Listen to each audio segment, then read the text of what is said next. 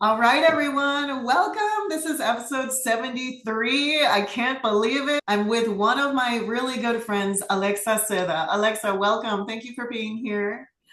Thank you, Miss Anna. I'm so glad to be here with you and have been invited to participate because I do watch the podcast. So I'm like, yeah, I'm featured now. So I'm Girl, like part of the cool kid class. oh, girl, thank you. You have been such a real one since the beginning. And we met years ago. Like, my son is 7, like, at least, like, he was a baby. So, at least 7 years of friendship. We Oh, met. wow. Yeah, he was a baby. He was a baby girl, yeah. And so we've been friends for a long time. And we met originally through another friend. And then you reminded me that we would meet up at a local coffee shop and we would just like work together. And so, girl, tell us a little bit about you. Let's get going. All right, everyone. My name is Alexa Seda. Sometimes I go by Silky when I'm doing more in my creative phase. I am an urban planner by day and a creative producer actually 24/7. And I'm also a mama, and I decided to do the podcast in my kid's room today because I'm like, you know what? I'm building a legacy. And in all the work that I do, I want him to be proud. Also, I want my own work to be proud. But in my family unit, we're civically engaged, civically minded. We care about our community and our world, and we do that through a creative way, but also through like, okay, my partner, he is an executive producer of our theater company, Encore STL. So shout out to Ephraim Grettenberger, who has really boosted my career and helped me understand myself creatively and be able to fuse that with the work that I do with the city of St. Louis. But anyways, I feel like I'm gravitating, or I've always gravitated towards individuals and disciplines where we look at things holistically. That's something that in our conversation today, I want to talk to folks about how we holistically reclaim our blocks. Ooh, holistically reclaim our blocks. Mhm. Girl, okay, Because yeah. we're in crazy times and things are happening globally, happening nationally, happening at the local level. But what about if we just take care of each other on our block? Like we can control what's in our household and then maybe extend a little bit beyond that. I'm all about like how do we create those strong connections between one another so that we just like fortify and have better communities overall, especially within the Black and Latinx community, because those two identities that I hold dear. And I grew up in Chicago, which is it's a segregated place. I don't really know what it looks like now because it's been 10 years, but a lot of my upbringing influenced how I started to perceive the world holistically.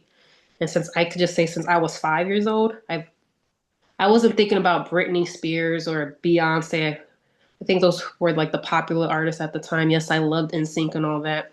But I was always looking at the city, how it was shaped, and then connections between people. And so I always felt like an oddball. Like I was like a cool nerd, a cool geek. That's how I would describe myself. But anyways, that was long story short, a little bit about me in terms of who I am. And I guess through this conversation, I will devolve into more stuff. Yes, your values, girl. So legacy, creativity, community, the Black and Latina squad. Like I definitely feel that as well. Like that's where my heart and soul is. And just to see everything you've done with Encore STL and with your partner being another creative, that's a blessing. We just talked about your son and how he's growing up with like creative parents and like honoring all the lessons that we've learned so that the next generation can feel safe and like ready to create too. Mm-hmm. Yeah, exactly. Ready to create. And so what I love about creativity is that it builds empathy. And so I think when you have that empathy, then it's easier again, kind of going back to that this narrative that I've been thinking about lately about reclaiming our blocks, reclaiming. I feel like when we reclaim our blocks, then we're going to be able to reclaim our city. We're going to be able to reclaim our communities. And so through again my some of my work with Encore, actually how I met my partner, who is my best friend, partner, baby daddy. Just have Yeah. to put that out there. We actually met at Roosevelt High School in a classroom. And I brought like the civic engagement side because I have a master's in public health from WashU with a specialization in urban design. So I was always interested in how the built-in environment affected our health. And then when I met him and he was like using all these theater techniques and drama education to like with our high school students for them to kind of grow in on the social emotional spectrum, I felt like there was just this synergy that came together where I'm looking at the macro and how our environment is shaping us while he's kind of understanding like what's actually going on internally. And now we have the like the yin and yang of let's blend these disciplines together to again affect the individual holistically and how if you are better able to take care of yourself and advocate for yourself, you're going to be better able to advocate for your community and actually be a productive citizen in your neighborhood, your block, or whatever you call your community. Because I'm all about like the love. I mean, again, I was telling you earlier, I'm an introverted person. I just care about humanity and how we treat our earth. Like, I don't want to like control you or anything like that, but if I can help you make better choices, or even though if you could just understand how you as an individual are going to react to things. So that's kind of like the thespian side I'm thinking of. If you know how you're going to be in your place in the world, I just feel like you better understand how to like just stay connected or disassociate. But it's kind of like I think about when you talk about the human design. So I'm not using that terminology, but with like the built environment and the work that I'm doing with urban planning and then what I do with our theater company, it's like merging those two. And now I see neighborhoods as a whole stage, as a like your block is where you can kind of build your own theatrics and say who has what job in your community. This is the stage manager. This is the person um, who builds the set, and kind of like translating those principles on a neighborhood level so that we just strengthen our communities. Mhm. And those two disciplines, I feel like now I'm bringing into the urban planning space. So, two disciplines being like public health concepts, theater concepts, and now I'm a urban planner, which I got to learn land use policy, what zoning means, stuff about compliance, et cetera, et cetera, et cetera, which might be boring to some, but I love that stuff because if people do not know it, there are laws in place that we have to abide by every single day that just exist that control how our lands, how our environments are shaped. Whether you are allowed to live in a two-story building, one story, how far your house is set back from the street, like all of those elements matter. And those policies are put into place. And I could go into a whole tangent about the history of St. Louis and how zoning laws have affected us, especially Black and Brown communities, but I'm not going to get into all of that. I just think that I was put on this planet and I'm just going to throw it out there. I am a product of a friends with benefits situation in the Navy. I'm definitely putting my parents' business out there. Yeah. But I'm like, they weren't a married couple that were like, yeah, we're gonna have a child. They were good friends that they had a oopsie. And I feel like, well, y'all, that oopsie was magical. And you guys have like you guys have come from different places and different cultural backgrounds, and now you've created moi, this Black and Puerto Rican individual. Or let me say African American and Puerto Rican individual. So I got roots in North Carolina and roots on the island of Puerto Rico and Ohio, all over the East Coast. But I always just felt that them two together, some divinity. It's just how I always have viewed it. That I was just meant to kind of blend the two cultures, or say like we have similar experiences, and that together in solidarity we could accomplish so much instead of being on separate sides. Mm. Yes, we can accomplish so much together. Instead of because I'm like fluid sometimes. If in the summertime I look a different way because I'm more tanned, or depending on my hair color, or if I wax these eyebrows, I've been called Turkish. I've been called a whole bunch of stuff. Sometimes people can't place what I am. But being able to like navigate spaces, navigate like PWIs, like go to white institutions to I'm in predominantly Black communities or Hispanic. When I'm like hearing the narratives and the talks, I almost hear like how I'm like, if we just talk to one another, we are very similar versus if you're not engaging in dialogue with another human being, you're just making all these assumptions and prejudices when you actually might have way more in common than what society has been telling us or what the media puts out there. And so growing up through these different spaces, I was just like, oh, I just can't stand how divisive things are. When actually we have way more in common and there's you can have more love of community or again like your neighborhood that we could just make things better for ourselves. I think and that's why I'm coming back to like let's just reclaim our blocks. I feel like that's a smaller scale and when we do it at that level, something that you can control and you could just create a better environment for yourself and your community. So we already know there's a lot of challenges in our neighborhoods here in St. Louis and in other urban landscapes. And something that I've just known throughout the years, and again, we could talk about like how history plays a role, policies, and each decade there's something that happened that was intentional that I think has been intentional in Black and Brown communities. But it's like, y'all, we gotta start taking control. Like we know these things have happened, but we have had to we can like remember that stuff has happened, but we gotta learn how to let go, how to forgive, just so that we can connect with one another. Because we're even finding divisiveness within our own communities, on ethnic enclaves. And then if we're like divisive there too, or like can't trust one another anymore, I can't trust grandma, I can't trust the kids now have guns, and now we're afraid to tell them something. And I'm like, we're just like so disconnected.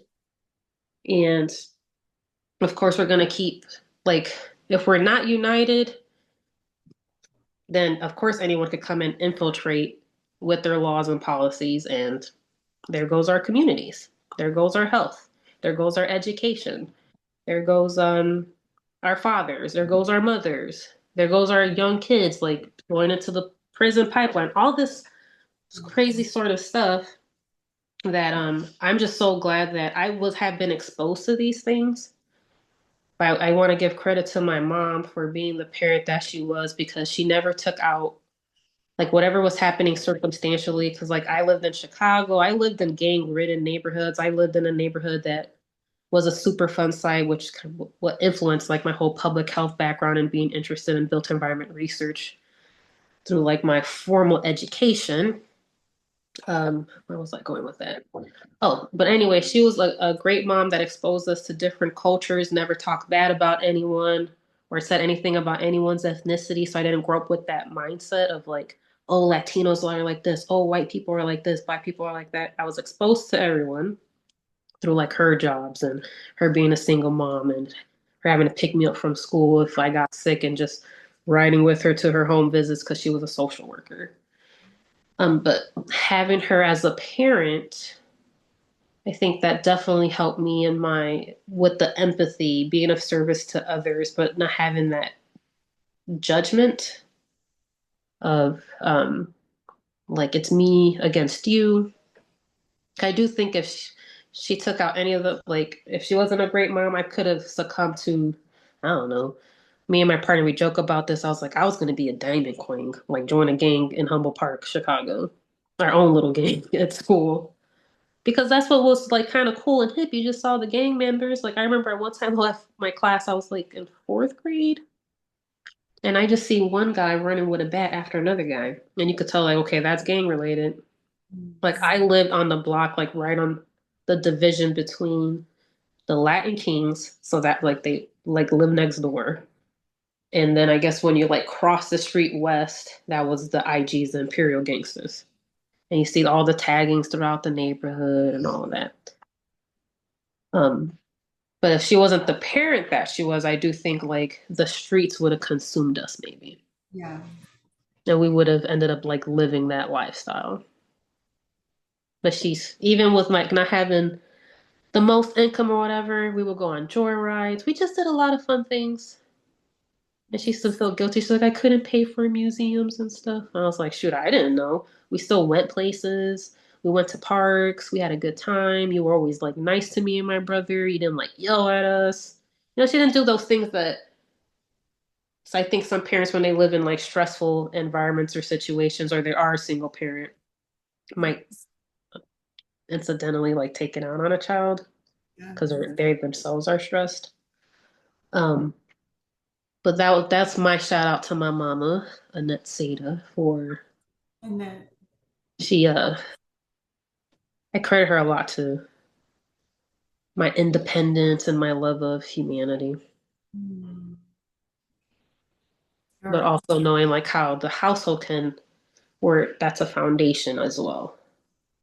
yeah, the house is foundational. And to grow up with someone who was a social worker and obviously was all about the people, taking you out, not afraid to like visit different places in the city. And I love how you talked about creativity builds empathy. Creativity builds empathy. And do you think that's because art is in the eye, beauty is in the eye of the beholder? Yep, that and like I'll speak from the theatrical end and my experience like being an arts administrator and producer of art and being able to like provide opportunities for actors to have paid gigs and roles, but I've also been able to be an actor myself. I'm not saying like I'm a top-notch Broadway actor and I'm gonna win a Tony Award or anything, but the fact that when you learn how to like act, you have to actually, if you want to be a good actor, a great actor, you start to develop a technique where you really have to get into your character's shoes. Mm, And you have to understand your character, start thinking about them beyond the pages of a script, and start kind of informing, like, okay, what's happening in their lives that this character will be motivated to do this. And yeah. so, for that, I feel like you build that skill of empathy, because then if you can look at anyone like that, if I could look at Anna and think about your life or my neighbors and kind of like put myself in their shoes and what they might be experiencing, you start naturally developing that empathy and just seeing them as a human and like what might motivate them. And you don't have to take anything that anyone else does personally. You could just be like, oh, I can understand what motivated them to take that action. Mm, Um, and then through like my theater, so I wasn't trained traditionally. It's not like I went to school for theater. So a lot of my experience has been just in being directly involved in theatrical productions. And then basically I learned with my partner being the teacher of our students at Roosevelt High School. Like I've been going through training every year. Every year I go through some training about, and he's really the what educated me. And I've actually picked up some of his books on the shelf and I started reading them. And I'm like, what stuff is brilliant. And I'm like, everyone needs theater training. Or like the concepts that are coming out of it. Come like, this goes deep. I'm like, I don't even need to go to therapy. I can read these books or I could just do drama therapy. And I'm like, it would just help me, again, interact with the world, understand myself. Because it's like, it helps you break down the facades and like really see who you are. Like, besides you understanding another character, you start understanding yourself. You start understanding, like, oh, if a person is walking down the street and I see them, like all this self awareness comes in. It's like I might, like something that I'm now really aware of is like I always, doesn't matter who the person is, white, black, short, tall, old, young, I always step out the way. It's like what I do. I'm always like giving deference and say, here, I will clear space and you can walk through. And it's funny because I was walking with my coworker the other day. She's like, I don't move for anybody anymore. I kind of like scooched to the side because somebody was walking in the opposite direction while we were walking to the parking garage. But she was just so adamant about it and like rightfully self-righteous about it. She's older now, so she's like, I just don't do that anymore. But it was yes. just thinking about that self-awareness of I'm like, why do I always do that? And then thinking about it, and I was like, oh, it's because I never want people to be uncomfortable. But sometimes I've noticed myself that I make myself uncomfortable for other people. That's Yes. what I'm learning to kind of let go of and just occupy a lot of space and being okay with it because I can't control how other people feel all the time. In a Yeah. way, I'm like, oh, I'm trying to control how other people feel or react because I don't want conflict. I'd Yeah. rather you just be cool and okay because I don't like to fight. Mhm. But that mentality has bit me in my butt sometimes. Mhm. So I'm definitely learning, like as a person that's a boss, as a person that distributes checks, I just have to be boss woman. Right. Mhm. Girl. I love that because when I think of creativity, I always think of like, I don't know, like painting or music or something, but I often forget theater and acting.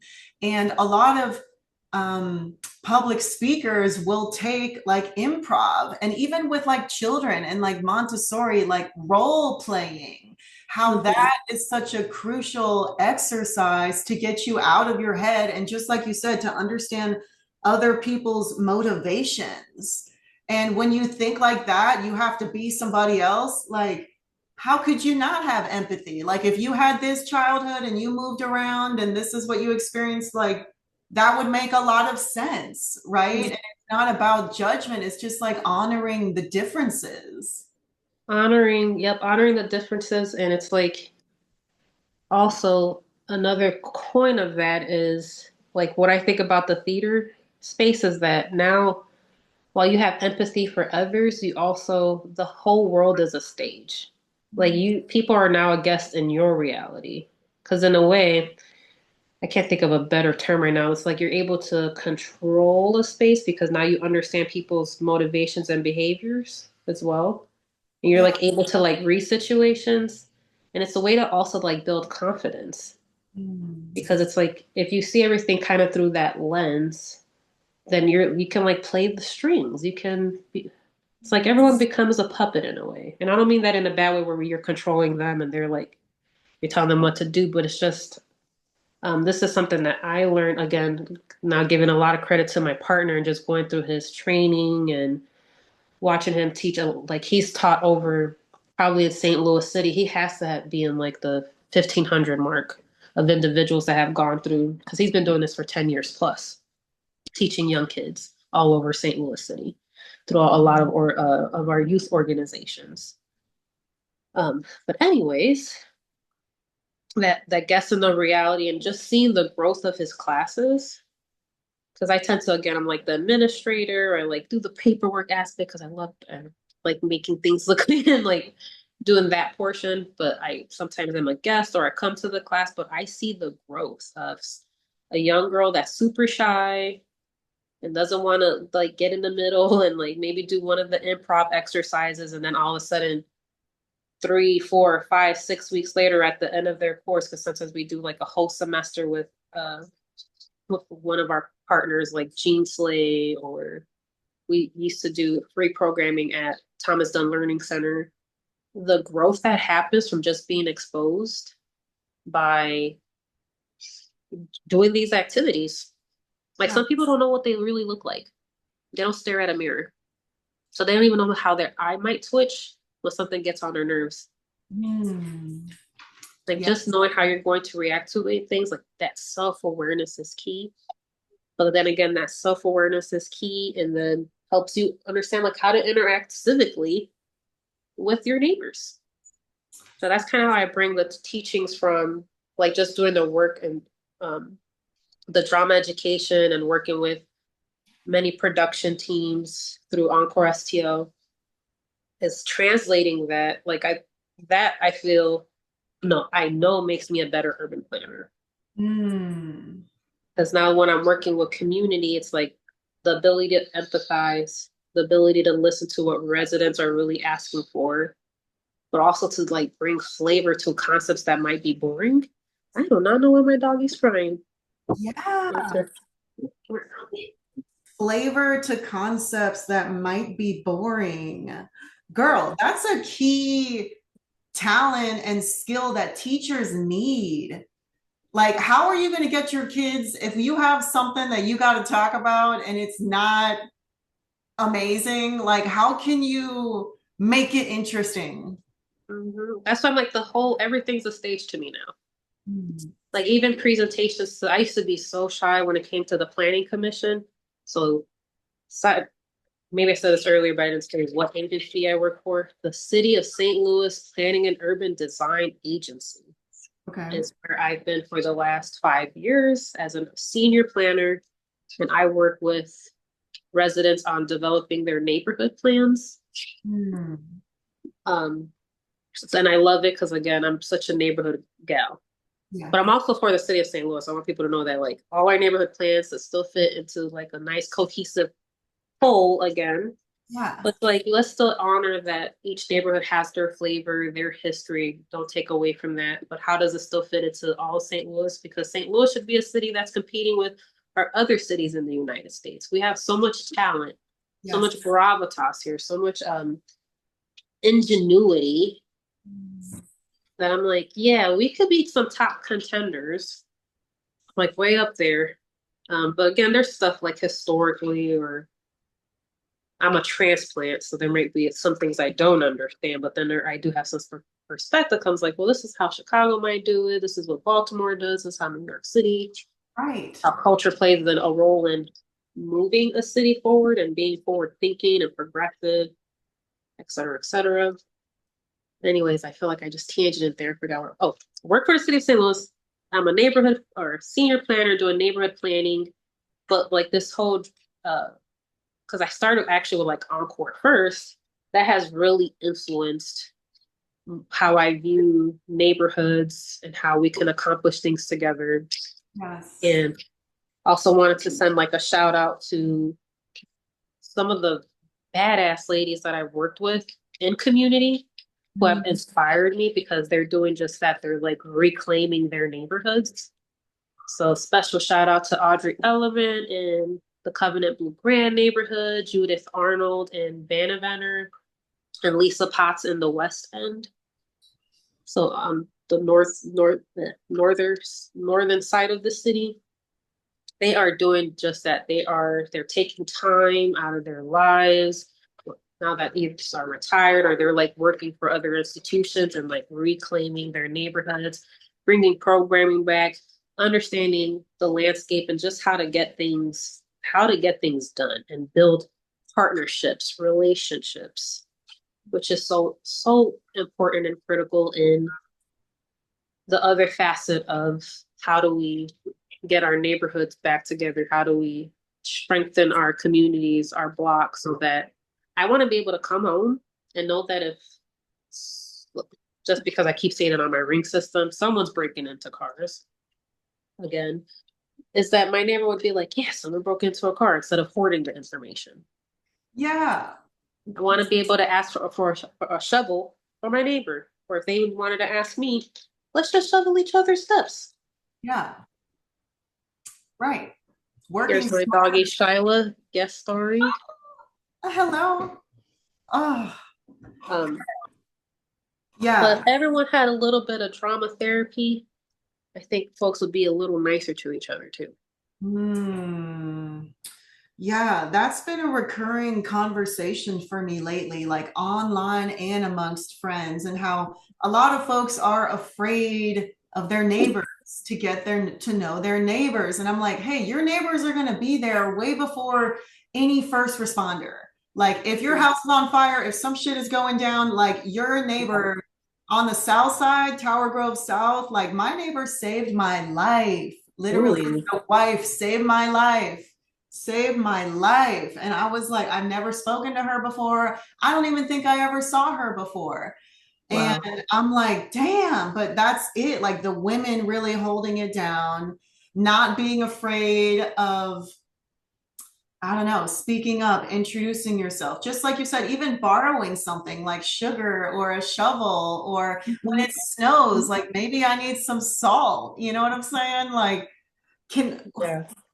where's bad, right? Like what would I don't know. Yeah, we really got to get comfortable with like trusting people, and coming from San Francisco, maybe you from Chicago, like I don't know, you always like watch your back. You don't leave your stuff. You don't really talk to Yeah, people like exactly. I used to have to mean mug people. And I remember saying, like, I don't want to live in Chicago anymore because I'm tired of mean mugging. it's hard. It's I a just want to say hi because I will say hi sometimes, and people are like, "This crazy lady, why she say hi to me?" But even when I would get on the train station or the buses, I always like pleasant like say thank you because I'm like in this. I'm just so grateful that someone decided to wake up today and operate the bus so that I could get home. It used to yeah. take me like 2 hours to get home. Like I went to DePaul University. And we lived on the way southeast side of the city, close to the Indiana border.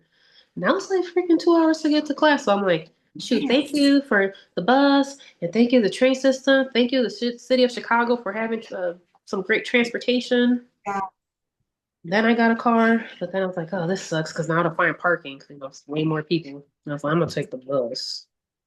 Like, this looking for parking is ridiculous. But anyways, I believe everyone should have some drama education in their life Mm, because it's like the ability to be able to speak. yeah. Kind of going back to like when I used to be very shy at the planning commission back in the day. I felt a little bit like an imposter. So I was like, oh, I'm public health and I've done theater. How does this lead to like urban planning? Yeah. But that was me having imposter syndrome.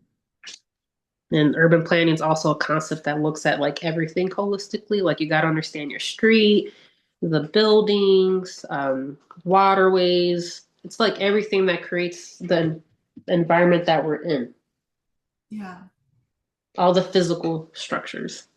Yes. Sustainability, like touching on all the subjects. But I feel like yeah, I'm in a critical time with or the world, or at least in St. Louis City, where traditionally, like let's say if you're doing neighborhood plans, you're just looking at infrastructure related things. But we have moved into the space, and I credit the Gravoy Jefferson plan over here in South City with starting to think about people more and like social programming. Like why not plan for besides like, oh, we need 10 new houses on this block. Let's start coordinating and planning on more effective programming for youth education, youth safety, or programs like one of my favorite ones from the Gravoy Jefferson plan, which is being implemented right now, is St. Louis Art Place Initiative, where they have the housing for low income artists. That's something that came out of that neighborhood planning process. And this is from like 2018, and they're doing it. And they already have some artists that own their home now, Wow. or because they're like, hey, this is an artist community, and our artists need housing. Yeah. They need not just to renting, they need houses. And so now we're thinking in those ways instead of just saying we're going to have 10 houses. Like, let's think about the people who want in those houses. Mm. So I thought that was pretty cool. Um, Very holistic, things yeah. that people might take for granted when they're just going about their day, like doing their commute. They have no idea all the decisions and planning that goes into building a community. Yep. Hours and hours of talk. Yeah, lots of Now talk. I'm in a space where I'm like action, action, action, action, action. But there are sometimes so many layers to go through and systems. But I'm telling you, my drama education has helped me understand and be able to navigate the systems and just be comfortable with myself and how I interplay or interchange with those macro level things. Girl, that is beautiful. This is beautiful. I love the connections that you drew today with drama, theater, and city and the community. Do you have any final thoughts, girl? Do you have any lessons that are hitting particularly hard right now? Yes, actually. First of all, Anna, thank you for holding this space and for always bringing awesome individuals to the table and being able to express teachings, learnings, new ways of thinking. And I love everyone that has been on the podcast. So I'm so grateful to have been on this one. And that's the lesson that I'm learning is about being grateful when things are hard or tough. It's to always, no matter what, wake up with that because then things will just get easy. Like there's stuff that's out of your control or but if just expressing gratitude, life always has a way of working itself out. Like the universe will always solve something for you.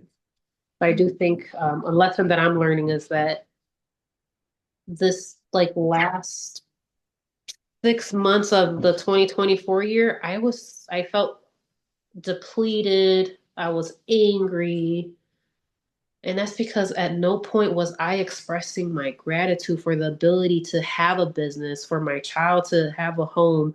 I was just so mad that things weren't working out or that staff members weren't a good fit or that people didn't do the job that they were to do. Instead of being thankful, I'm like, hey, I have the ability to produce any art that I want because I'm the boss. I have a partner who has supported my career and has been like a number one dad so that I can like be at two places. Like I can still have a thriving career in urban planning because I care about it so much and about our neighborhoods in St. Louis City having their community plans in place so that to me I'm like they can leverage and now have a guide for folks to like kind of going back to what I was talking about earlier.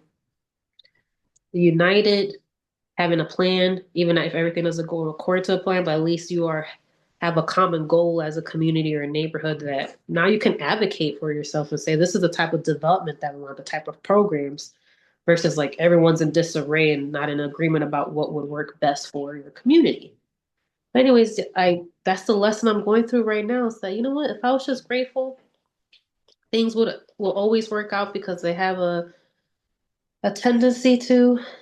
And now I'm like, I'm just kind of going through it with life a little bit. Like, I'm like, my transmission went down, a couple of stuff, but I just feel like I could have taken care of things in real time if I wasn't going through this rut of like feeling miserly, ungrateful, and not acknowledging like all of my blessings. Because the blessings are way more than the stuff that's annoying. And the stuff that's annoying was things that I just needed to grow on and like pull up my big girl pants. So that's my lesson. Folks out there, express gratitude every day because it's always going to work out. And if it doesn't, it's probably for a reason. And you have another alternative that might actually be better. Yeah. That's the lesson. Girl, thank you. That's perfect. I think that's a beautiful segue. Okay, Alexa, so how can people keep in touch with you? So people can keep in touch with me is that you can, I respond to email really fast. So Alexa at encorestl.org is where you can reach me on any sort of topic. That is my personal business email. And so if you want to talk about planning and what it means to consult with your neighbors and get a process going, you can hit me up about that. If it's about producing your next creative venture, because besides like theatrical productions, we brought our theater creation skills and being able to set the stage to the digital space. So we do things like live broadcasting and if you're interested in the connection between arts and activism and civic engagement, please hit me up about that. Um, and then you can follow my social channels. So Instagram at Silky Seda. Um, Also follow me on Encore STL for all the cool things that we have coming up and how we blend our digital productions and storytelling with what's going on community. We are your friendly neighborhood producers. And then if you're more like, I don't want no artsy stuff, you could just visit the city of St. Louis Planning and Urban Design webpage to learn everything about what's happening in St. Louis regarding planning efforts that are underway. So there's, if you're interested in transportation, sustainability, those are big plans that are still active and they need community input on.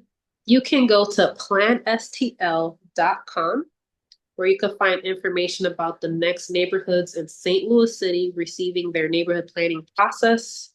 And then we sign a consultant and you'll be able to work with me on developing a community strategy for development and your hopes and dreams for your neighborhood. The best thing to do is just peruse and visit that website so you can understand what neighborhood planning means and what it means to engage and where we are in the process and what neighborhoods we're going to next and which neighborhoods already have a plan so that you can engage and talk to your neighborhood association or whoever's leading those planning efforts to get involved. Thank you. Oh my gosh, beautiful. Alexa, okay, so I'm going to get these links from you. I'm going to put them in the show notes. Thank you for telling us what's really happening with the city, giving us the inside behind the scenes, telling us how we can learn more about ourselves and each other through theater and acting and creativity and being better citizens. Girl, this has been so beautiful. Thank you. I'm so grateful for you. Thank you. I appreciate your time, and I'm glad I'm able to spread the message about how we become better citizens. We can. We can have lovely, lovely neighborhoods everywhere in St. Louis. Yes. Oh, okay, you guys. Well, thank you. We will see you next time. Have a See good you next time. Have a good one.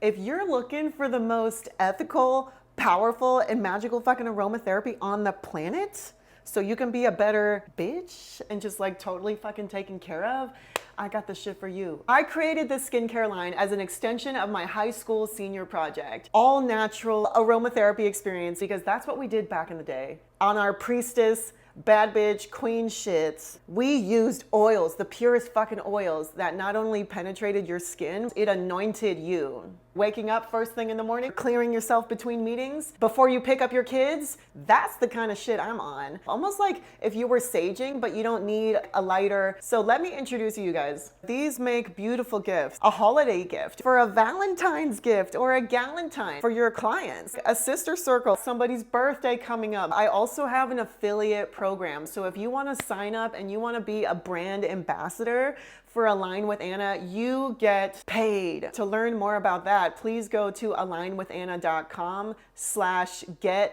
paid and let's grow together. You can also shop wholesale, Etsy, and Shopify. As a mom, as someone who really values her self-care and her routine, I use all of these daily, and it's gonna come in a sweet little box. I will put some beautiful tissue in there. I love you. Thank you for tuning in. Shop today.